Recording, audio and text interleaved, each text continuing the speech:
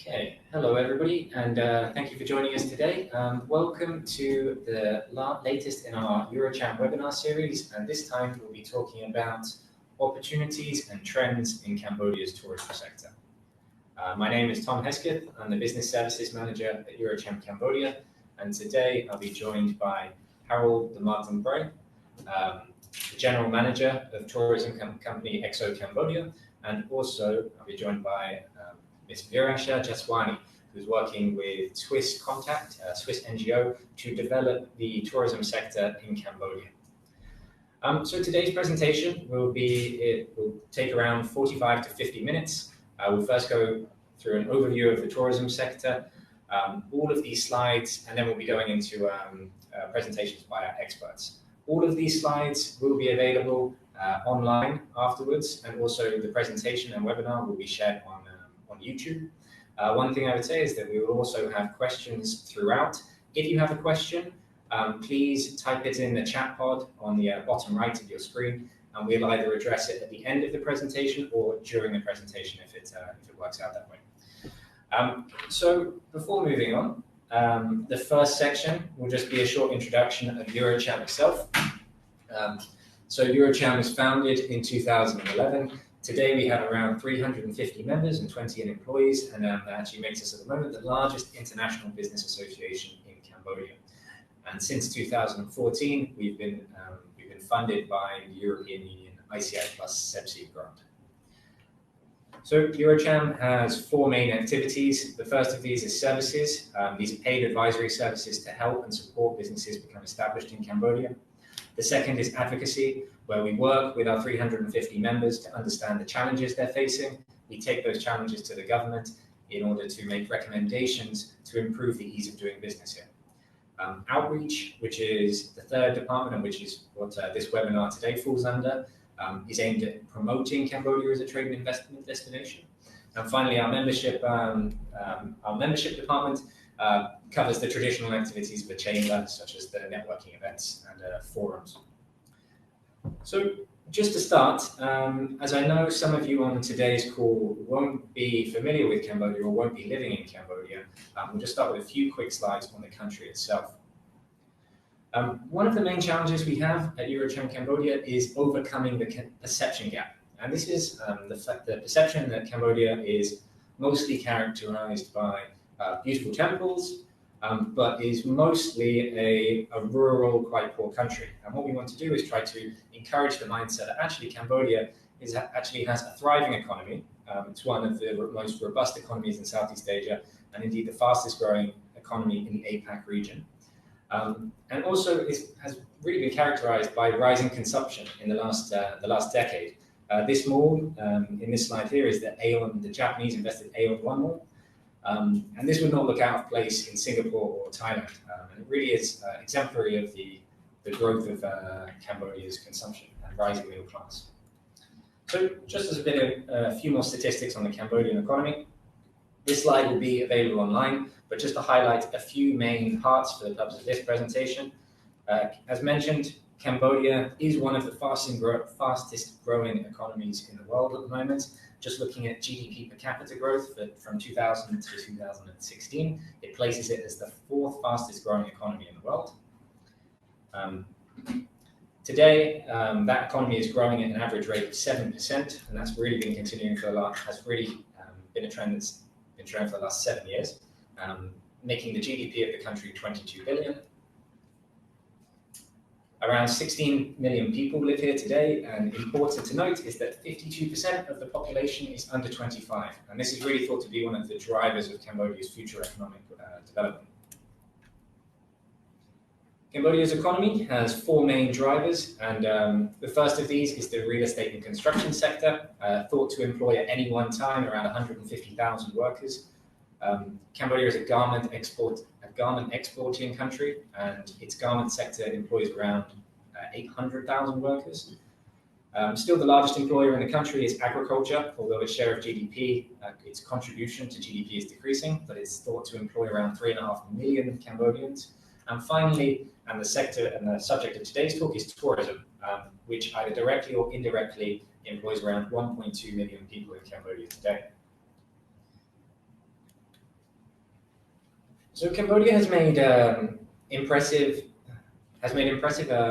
jumps towards becoming less reliant on aid and better able at attracting foreign direct investment. So just as one example, in 1994, Cambodia achieved 1992, Cambodia was receiving more in overseas direct assistance than it was from foreign direct investment. But now, in 2018, that trend has definitely changed, with Cambodia attracting around 3 times more foreign direct investment than aid. So really a mark of the trend, less reliant on aid, more reliant on foreign direct investment. And where is this investment from? Well, overall, you can see from this particular graph that overwhelmingly it's come from China.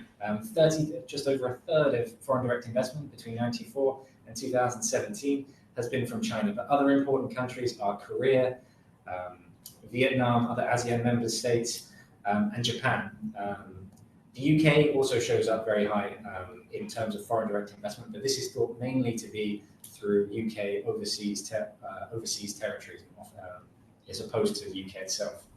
So overall, China has been a large driver of foreign direct investment.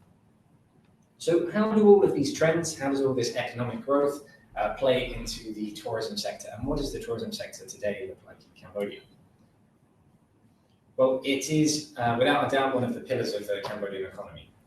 Today, it contributes around 14% of GDP. It's expected to decrease to 12% by 2028. It employs around 1.2 million people. That's expected to go up to close to 2 million people by 2028.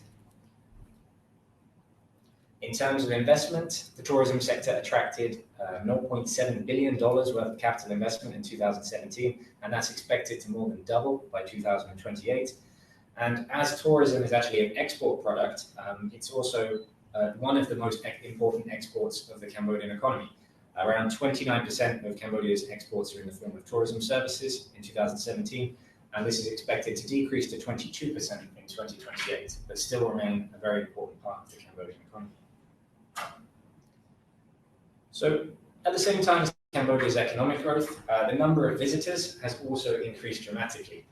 From 2011, the number of tourists has doubled to around 6.2 million today, and that's expected to increase further to 7 million by 2020. However, one of the main challenges of Cambodia is that tourists don't tend to spend as long in Cambodia as they do in neighboring countries such as Thailand and Vietnam. There's just one example here. The average length of stay for a tourist in Cambodia is 6.8 days, and for Thailand, 9.5 days. And this difference is further compounded by the fact that tourists to Cambodia don't tend to spend as much as tourists to regional peers. Again, $105 is thought to be the average spend of a tourist in Cambodia, and $159 is the average spend of a tourist to Thailand. And really, this highlights one of the aspects of Cambodia's tourism, which is inability to retain tourists for longer periods of time, and that is thought to be due to a lack of tourism offerings, which we'll get to later. So at the same time as these tourist numbers have grown, the receipts and the amount of money that tourism brings in has also increased.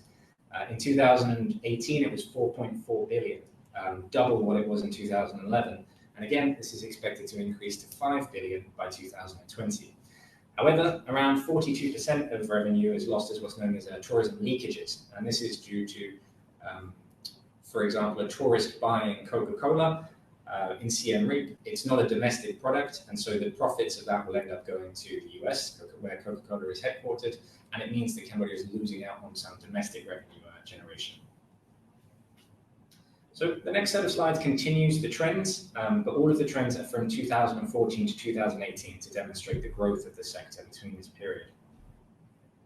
So first of all, in terms of number of tourists between those years, the number of tourists has increased from 4.5 to 6.2 million visitors. But what I really want to highlight in this slide is that the number of visitors from most of the regions has remained quite flat, except for China. And really, you see this huge growth from 0.6 million visitors from China in 2014 to over 2 million in 2018. And this trend is only expected to grow further. So it really does demonstrate the rise of China. And to further emphasize this, in terms of the share of tourists that each region represents, in 2014, China represented just 13% of tourists. Now they represent over a third of tourists. Whereas European tourists, for example, have actually, although they've increased in numbers slightly, they've decreased by 3% in terms of their share of overall visitors. So overall, you can see the whole of Cambodia becoming more geared towards Chinese tourism.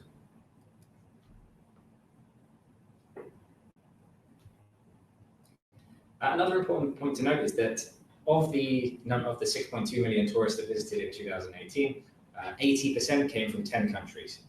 Overall, China is the largest, closely followed by its ASEAN member states such as Vietnam, Laos, and Thailand, which border Cambodia. And then important European countries include the United Kingdom and France. But still, as a share of overall tourists, they represent a smaller share nowadays. Just to demonstrate what this means in terms of what these statistics mean in terms of businesses, the number of hotels and guest houses between 2014 and 2018 increased by 63%, and the number of rooms increased by 56%. So you can see that not only have tourist numbers gone up, not only has tourism revenue gone up, the number of hotels and businesses that have grown, the number of hotels and businesses to cater for these tourists have also grown massively. I think it's also important to note that some rooms have expanded, as in some hotels have expanded in terms of occupancy, and not just new hotels that popped up. So definitely need for more rooms in the market. Okay, so it's not just gone up in terms of room, but also in terms of the sophistication of the... Yes, but also say some guest houses had 8 standard rooms. And in the last 2 years, I think they've gone into having maybe 16 rooms. Instead of having just fan rooms, they've added like air conditioners, hot water, and things as such. So definitely more need for rooms, higher quality rooms in the market. Okay, but good to see that at least it's the trend is upwards. Yeah, for sure. Okay. So for the next section, then we'll just be talking about Cambodia's tourism offering. So where do tourists go, and how do tourists actually get to Cambodia? And the first important trend is that 66% of tourists to Cambodia, that's around 4 million in 2018, arrived to Cambodia by air. And the reason this is important is because one of the limiting factors behind slowing Cambodia's tourist growth is the capacity of its local airports. And so this is not in terms of just the number of tourists that they allow through each year. It's also in terms of the connectiveness of Cambodia as a regional destination. So each year, more routes open up, but it's been a limiting factor in the past that there's not been as many regional links to Cambodia as there are to destinations like Thailand and Vietnam. And then in the next slide, we'll talk about the 4 offerings of Cambodia. So Cambodia has 4 main tourism destinations. What I want to say on each of these slides, the big number in the top right is the percentage of tourists that visit, the percentage of overall tourists that visit each of these 4 areas, and the number in the bottom right, the smaller number, is the growth in the number of tourists that happened between 2014 and 2018. So you can see that the first offering is Sihanoukville and the coastal regions. This represents around 12% of overall tourist numbers, but that number has grown by 46% from 2014 to 2018. Another of the major offerings of Cambodia is Siem Reap and the Angkor Temple complex. So this represents around 36% of tourist numbers, but it is only grown by 10% from 2014 to 2018. And indeed, this is a trend that seems to be continuing, with the number of tourists visiting Siem Reap seeming to slow. The third is Phnom Penh itself, the capital city, where 51% of tourists visited in 2018, and which also enjoyed a huge growth in the number of tourists visiting from 68%. And that's really not just tourist visitors, but also business visitors as well, as Phnom Penh starts to emerge as more of a commercial center.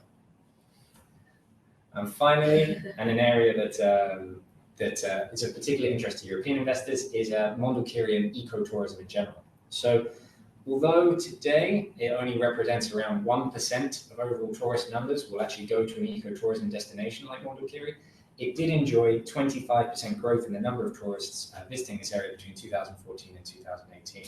So it represents an area of opportunity for foreign investors. So overall, what I would hope to get from that section is just that Phnom Penh, ecotourism, and the coastal region are growing quite quickly, whereas the numbers to Siem Reap, although increasing, the rate of growth to Siem Reap is somewhat slowing. So overall, what does this mean in terms of what is the government trying to do to improve tourism, and what opportunities does this create for foreign investors? In terms of government strategy, really focus at 4, we've example of 4 strategies here, but they can really be summarized in terms of skills development. So we mentioned that the number of people employed by the tourism sector is expected to increase from 1.2 million to 1.9 million by 2025. And these skills development will become very important in making this happen. And a number of the human resources development strategies of Cambodia aim at delivering just this.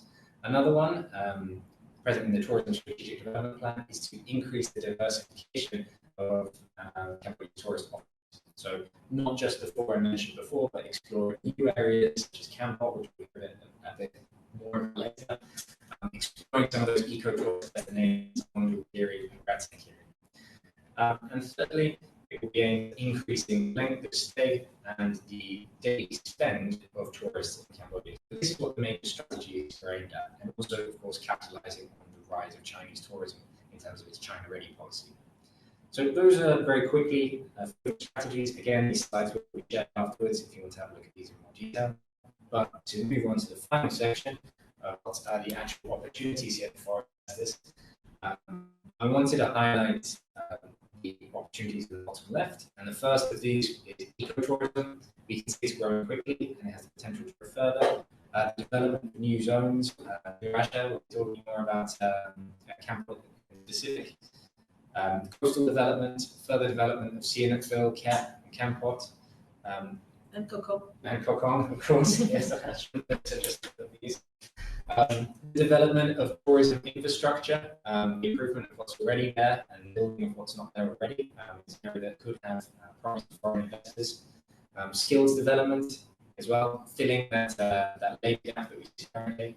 And finally, ASEAN, any opportunity that can take advantage of the growth of ASEAN Chinese tourists like and finally, the new PPP law. PPP is Public-Private Partnerships Law, which was released in 2019, which is a really promising development of the government to encourage investment in tourism projects through this mechanism, Public-Private Partnership mechanism.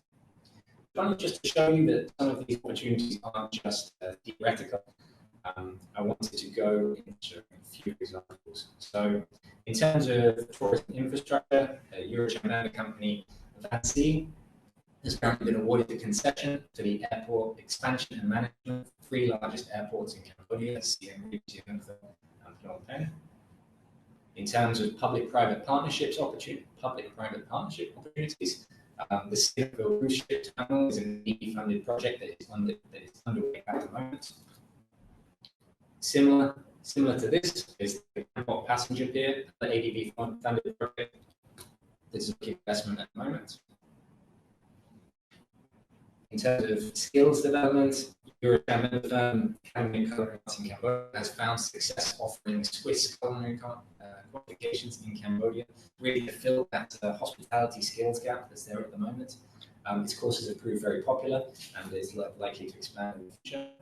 And then finally, in terms of eco-tourism opportunities, Exo Travel, who is joining us today, and C4 Adventures have both been successful in opening up tourism opportunities in areas not previously explored in Cambodia, for example, really delving into in the carbon mountains and some of the outlying modes of Cambodia. So really, I hope that sums up very quickly the main tourism trends and the opportunities. I'll now leave it to the experts to talk about specific areas. So we're moving on to Virasha, who's talking specifically about tourism development in Cambodia, one of the areas that's really seeking to diversify the tourism offering in Cambodia. Virasha, over to you. Thank you so much, Tom, and thank you for inviting me to speak today at EuroCham. I guess let me start off by introducing myself. My name is Virasha, and I'm the coordinator of Cambodia's Tourism Working Group. We're actually the first public-private initiative that was started up in Cambodia to promote developing the tourism sector. Started off in 2018, and I started off working with the working group in 2019.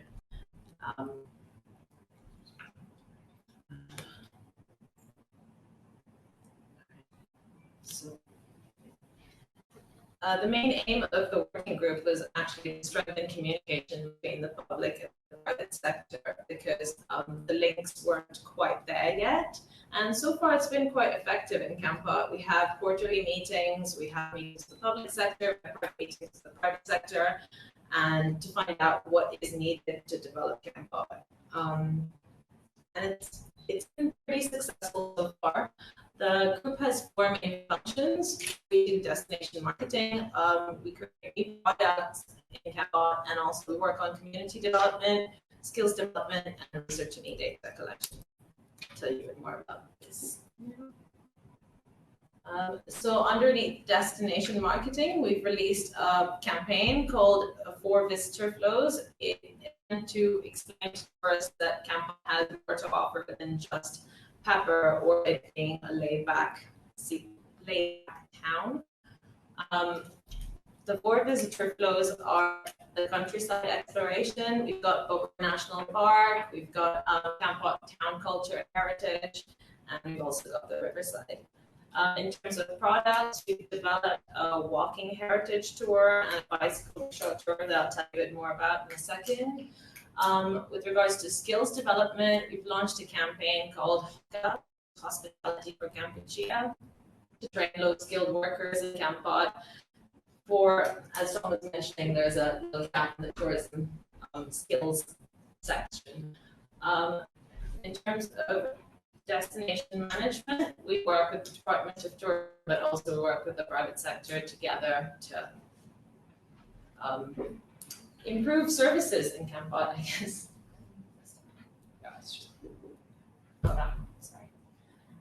So we've released magazines and booklets and launched our Visitor Flows marketing campaign in December 2019. Aside from this, we also try and engage the private sector by releasing newsletters every quarter in English and in Khmer to let them know about the progress of the working group and also about our plans for the future and to try and increase involvement in Cambodia. What have we done so far? As I mentioned before, we have launched a heritage walking tour around the colonial buildings in Cambodia. And we've also launched a traditional bicycle rickshaw tour recently to promote eco-tourism options, eco-transport options, within Cambodia. We've done this with butterfly tours. One of our members and a really good partner actually. In terms of skills development, we've trained, so we've actually asked the industry what were their needs in Cambod, and the industry said to us that they need people who know a bit more about F&B, and they also need more front office and receptionists. So we've trained 20 some low-skilled workers in Cambod and provided them with qualifications that are aligned with Cambodian and Asian reference framework for hospitality training. What are our plans for now? Well, this is what's really exciting and it's happening in Cambod in the next few days. We'll be launching our first self-guided food tour or trail. It will be called the Cambod Pepper Trail. We've actually got possibly one of the largest food trails that's ever been launched in the world for possibly the longest period. We'll be launching it on the 20th of February and it'll be running until the 31st of May. And the idea is all the 25 different restaurants have come up with their own Cambod pepper-based dish to innovate and try and promote Cambod pepper to more international tourists. The photo on the slide there is our concept, which is the passport, so that they could go on a self-guided tour and they'd have all the information that they need. The idea is they'd have to get stamps from each and every place, and you could claim a reward at the end of it. What are our other plans? I would say we're working on ecotourism options in Cambod, in the city and outside of the city. We're trying to promote it as a green and clean city. So instead of motorized rickshaws, the tourism working group will be marketing the bicycle rickshaw experience to transport tourists around Cambod town. Outside Cambod town, we'd be working on bring Sarah's Grain Sanctuary in Kampong Thrak. It's about an hour and a half away, but still in Cambod province. And we're looking to market this more as they're struggling to get tourists. They get about maybe 400 tourists annually, which probably contributes to the 1% of ecotourism. But we're looking at doing a bit more social media marketing and traditional marketing for them. What are the risks of investing? I would say international tourism has declined, especially in the coastal zone, because of the change in sea level as depicted in the photos earlier. It's become less of a dreamy seaside town and more of an overdeveloped city. The coronavirus outbreak has also decreased the number of tourists that are interested in coming to Cambod, at least. And also decreased interest in memory has kind of meant that less tourists are coming down to explore the coastal zone. Specifically in Cambod, we have quite high turnover of SMEs. We have a lot of businesses that are popping up. Initially, when I moved to Cambod 2 years ago, there were maybe 40 businesses, and now there are close to 80, I would say. Restaurants, bars, accommodation, mostly targeted towards backpackers, but because there aren't enough backpackers that are coming to Cambod, they're struggling to stick around for more than a season. Another risk that you mentioned, well, something else you mentioned, but we've got low skill staff and limited English speakers in Cambod. That's been a very big issue for trying to find vital staff and keeping business ticking over. But we do conduct training sessions in Cambod for receptionist trainings, front of house. We're also working on a tour operator program for next year and a housekeeping training program. Also in Cambod, tourist numbers have been very unpredictable for the last 2 years.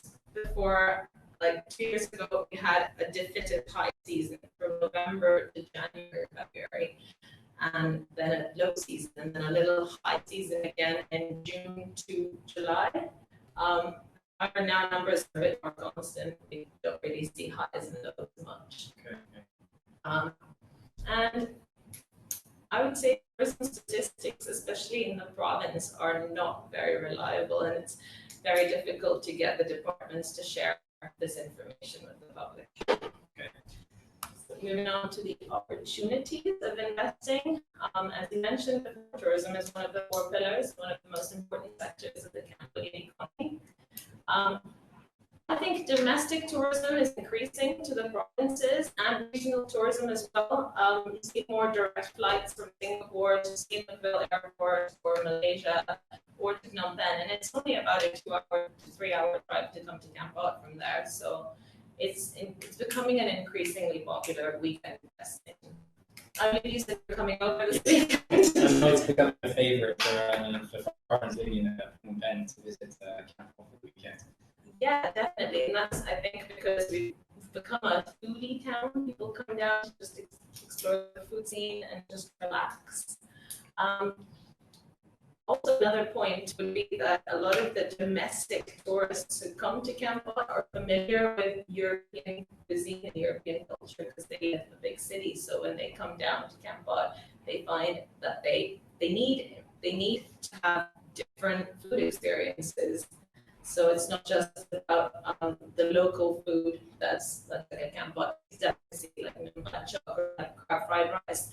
It's more about experiencing Portuguese food with Kampot's finest ingredients, or how French chef would cook crab and or something like that with a twist. So it's really taking Western twists on Yeah, they really appreciate it. I think when their culture is taken in, and you also use your own culture and kind of combine it all together. And Kampot recently has been featured by quite a few travel bloggers and guides as one of the places to visit in 2020. And journalists, I think, are becoming a lot more interested in finding out more about Kampot and promoting it. We've got some journalists coming down this weekend to check it out. And this is to cover the Kampot pepper trail. Yes, that would be it. Yeah. Okay, perfect.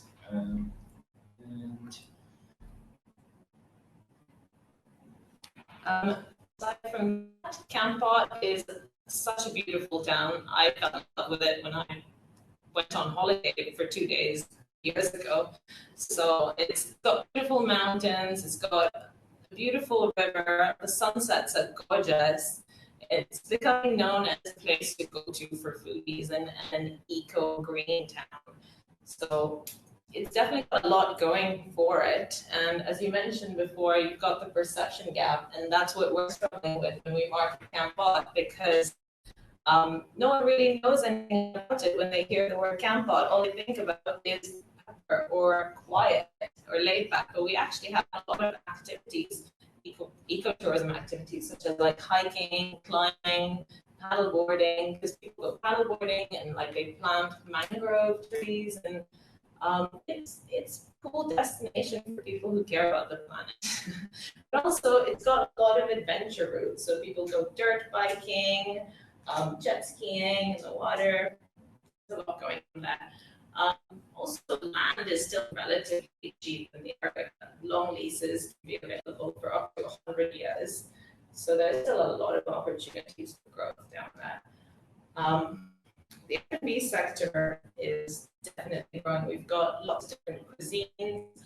However, what's really cool about Kampot is that it's not really a competitive space in terms of the F&B cuisine, F&B sector, sorry. It's because most of the chefs and managers actually just collaborate. They share ingredients, they share ideas, they share recipes. That's pretty cool.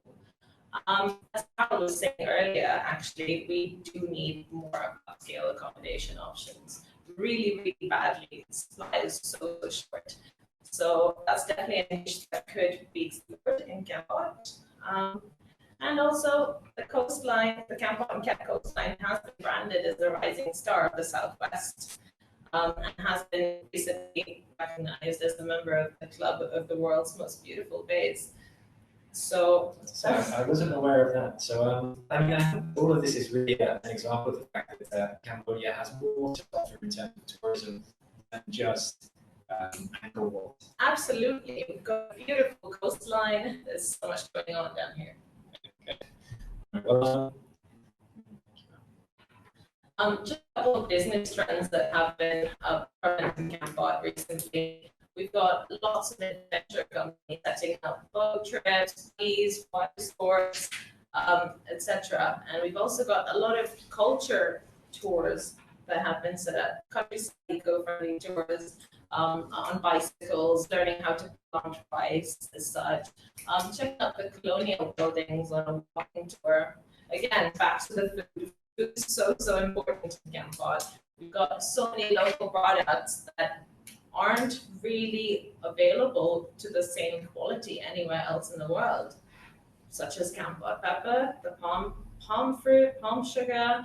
Got a lot of very unique local fruit that you can't find anywhere else either. Aside from this, the artisanal products industry is really growing in Cambodia as well. More people are interested in craft beer, making bread, making high quality products. And aside from this, food tours and food trails have really taken off in Phnom Penh and in Siem Reap. That's why we're starting one up in Kampot. Okay. Aside from this, ecotourism, as you were mentioning, has become super trendy. People like to go bird watching, people like to engage with the local communities and learn how life works within various indigenous communities or local rural communities. And again, back to the accommodation, we do have a few upscale boutique high-end places that are opening up in Kampot, but none of them are quite upscale enough, and we don't have enough of them. Okay. So yeah, that's from my side. Do you have any questions? Okay. Well, Virasha, thank you very much for your insight into Kampot tourism. Okay, so that actually brings it into the presentation side of this this webinar. If anybody has any questions, now is the time to mention them in the chat pod, and we'll get through to them. Otherwise, Virasha, just to start you off, I want to ask, what are the obviously we've heard of Cambodia's main tourism offerings, Angkor Wat, the coast, Phnom Penh. What do you have to do to entice tourists to Kampot? What are the challenges you face specifically with this this up-and-coming area of tourism? Okay, so Kampot's quite a laid-back town. It's kind of in between Phnom Penh and Sihanoukville, two very popular destinations. However, the roads aren't very good to Kampot and away from Kampot. So that kind of dissuades a lot of people from coming down. But when they do come down, they end up staying for an average of 2.8 days, and most people stay for around 7 days. Okay. Aside from the roads, the port is not ready yet. So once the port is ready, I reckon we would be able to have a lot more tourists come down to Kampot. We'd need to have more accommodation options available, unless they're popping in on a cruise ship, which was a possibility to be popping in on a cruise ship for the day and then leaving. Okay. Aside from that, challenges, there is a perception that there aren't as many activities in Kampot, and we can try and market it, but it's somehow not reaching the right target market yet. So we need to conduct a lot more digital marketing in order to get people to come to Kampot, I think. Okay, so increasing the image of Kampot to tourists. Yeah. Getting the word out there, I suppose. Okay, the next question then would be, I know that Kampot kept the coastal region in general, particularly Sihanoukville, have been the provinces particularly affected by Chinese investment and Chinese tourists. I know there have been less of that number of Chinese tourists going to Kampot, but overall, what has been the impact of Chinese tourism in Cambodia as a whole and in Kampot specifically? In Kampot, I would say it's not as prevalent, I would agree with you, as in Sihanoukville, but the knock-on or trickle-down effect of that has been that a lot of Western long-term tourists have been pushed out of Sihanoukville by the Chinese, so they've decided to come down and settle down in Kampot instead. And this has been good and bad for our economy. Because obviously there are more people down there, which is a good thing. However, a lot of the long-term expats don't have very much in the way of spending power anymore because they've been pushed out of Sihanoukville and they couldn't pay their rent prices. So they, I see. So yeah, it's really they're just left out in the dark. Yeah. I see. Okay. So just a small snippet of the impact of Chinese tourism then. The next question I have is very related to recent news, which is the impact of the coronavirus. And overall, I know that Cambodia may not be affected quite as much, but overall, just what do you think will be the changes for Cambodia's tourism outlook for 2020? Maybe using Cambodia as a specific example of the coronavirus, and of particularly perhaps the recent decision to the Cambodian government to allow the ship into the port of Siem Reap. Okay, so from what's happened in Kampot in the last couple of weeks, I would say that the coronavirus hasn't really affected a majority of the businesses because we have a lot of backpacker hostels and a lot less upscale accommodation. But from the higher end of the spectrum, as in the upscale accommodation, we've seen bookings drop for up to 40–50% in a few hotels in town. So it's definitely affecting us. The Department of Tourism is currently working on a plan to ensure that Kampot is going to be a lot safer than Singapore. And they're not going to, well, they're going to try their best, but I'm not really sure what's going to be happening. But I think that 2020 we will see tourism numbers drop because of coronavirus. Okay, interesting. And I imagine, and that's certainly what we heard from Harald as well, that in 2020, although we have been enjoying rapid tourism growth, coronavirus is set to have a large impact on the Cambodian tourist sector for this year, and even if the impact has not immediately been felt in Cambodia yet. Yeah, I think it will take at least another couple of weeks for us to feel the impacts quite directly. Okay, that brings us. We have around 3 more minutes left. So again, if anybody has any questions online, please ask them now. If there are no further ones, though, I would like to just ask what the specific challenges are in. I suppose bringing back to the slide where we saw that just 1% of Cambodians, 1% of tourists who visit Cambodia will use a ecotourism activity, or will go to an ecotourism destination like Vandukiri. I know from a number of your examples that ecotourism is one of your focuses. My question would be, what are specific challenges promoting ecotourism in Cambodia, and how can we perhaps overcome them? What are examples that you've seen and have overcome? I think the biggest issue with promoting ecotourism is marketing.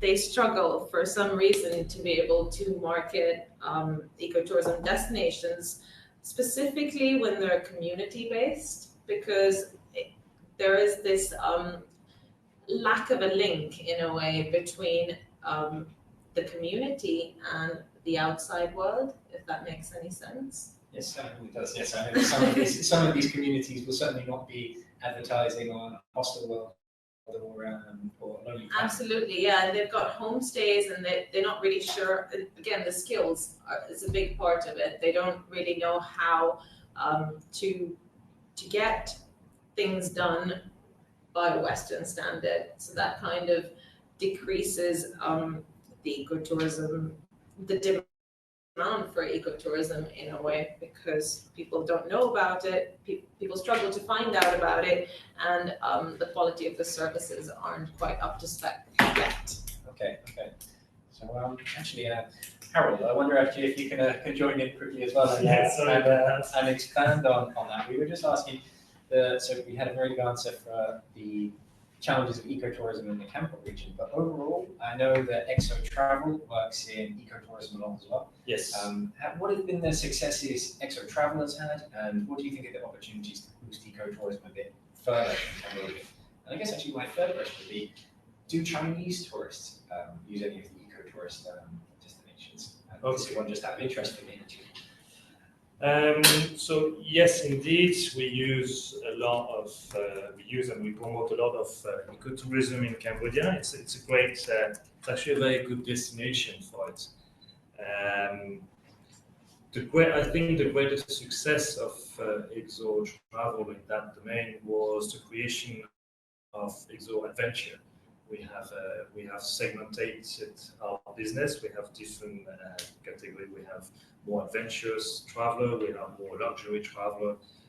We have group traveler. But for the adventure traveler, Cambodia is a great destination for that, and they do use a lot of eco-tourism or community-based eco-tourism, such as Chipat, for example, in Kokong province, works very well. They send people to Watanakiri, Mondokiri. Our more classic traveler also use a bit more Mondokiri and Watanakiri, thanks to the development of the roads. The access there is a lot easier now. So it's working very well. It's definitely a growing trend in Cambodia. What was your second question again? The second question was, we've seen this huge rise in Chinese tourists. Yes. Do they typically use ecotourism? I mean, are they looking for ecotourism offerings yet, or is the ecotourism offerings mainly tailored towards Western tourists? I would say yes and no. Big no. Beginning, I would start with the no in the sense that the vast majority of Chinese nationals, tourists coming into Cambodia, are not looking for that at the moment. That being said, when we look at the behavior of Chinese tourists, not only in Cambodia but throughout the world, we found out that the millennials are very much alike our own millennials. Okay. So they do change the way they travel. They are interested in cultural activities. They are interested in ecotourism. They are interested in high-end travel. Now in Cambodia, we don't really see that just yet in terms of proportion, because the proportion is tiny compared to the sheer number of Chinese visitors we get. But we start to see a lot of high-end Chinese coming to high-end properties, traveling a little bit more off the beaten path, and not in big groups, but as individuals or in couples or in families. So very promising as well. Harald, what are your thoughts on the domestic ecotourism market? That's interesting. I think that's more when I was working at One La Finance, we were discussing that. It's not.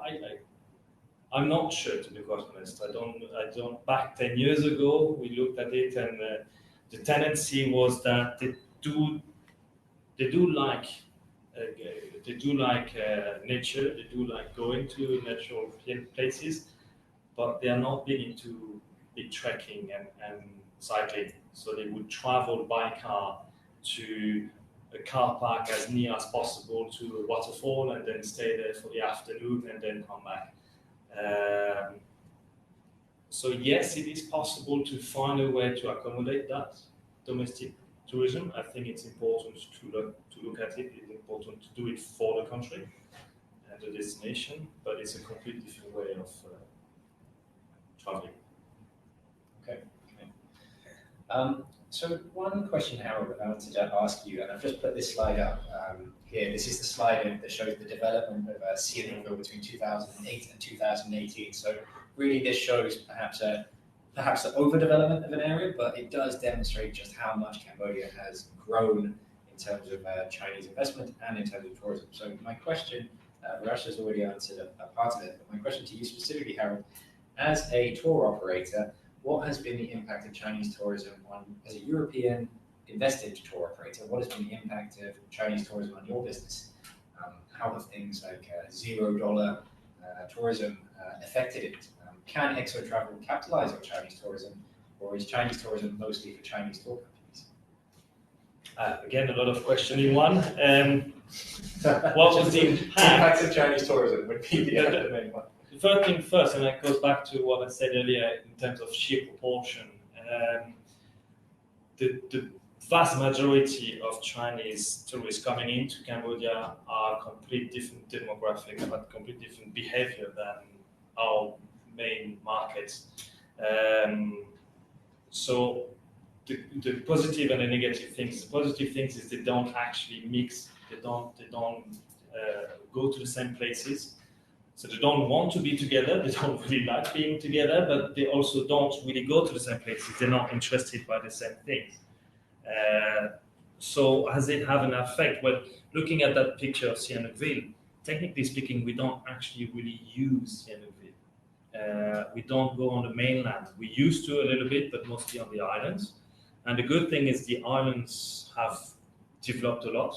We have a lot more infrastructure. We have a lot more lodges and resorts that can accommodate different budgets from 3-star all the way to 5-star.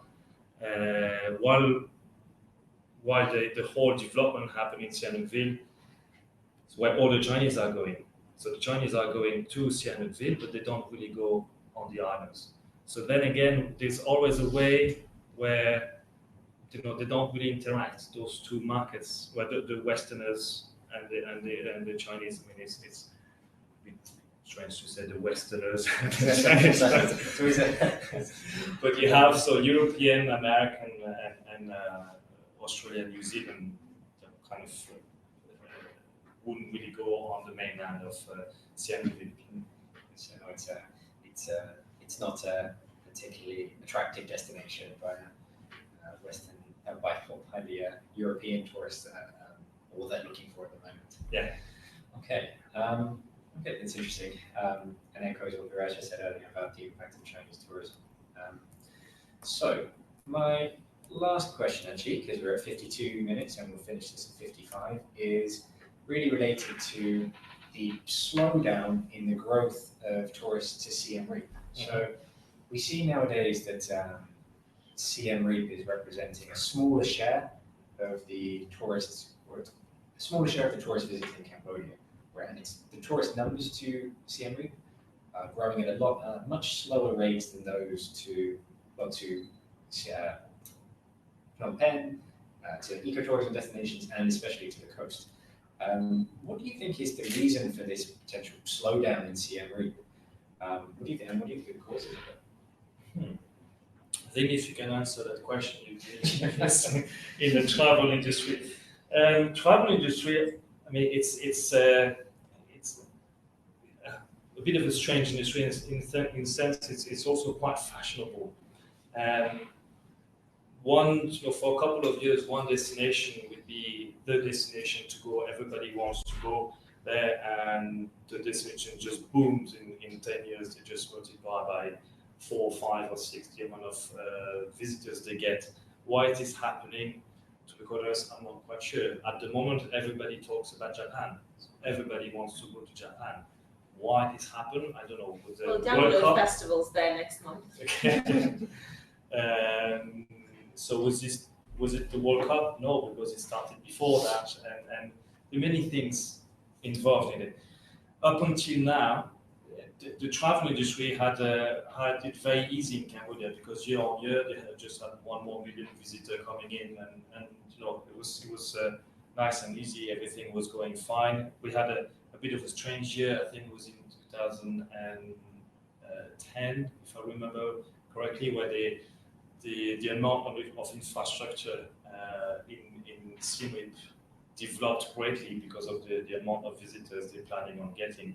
And for 1 year, we had a bit of a gap where we had too many room nights for the amount of visitors, but that only lasted 1 year because the next year the numbers of tourists came up again, and it was fine. So why is it coming down? I don't know. It's maybe the destination is getting more mature in a sense that it's not as off the beaten track as it was a couple of years ago. To be quite honest, I'm not quite sure. The only thing is what we're doing about it. Now the Ministry of Tourism is well aware of obviously the situation, and we are working along closely together.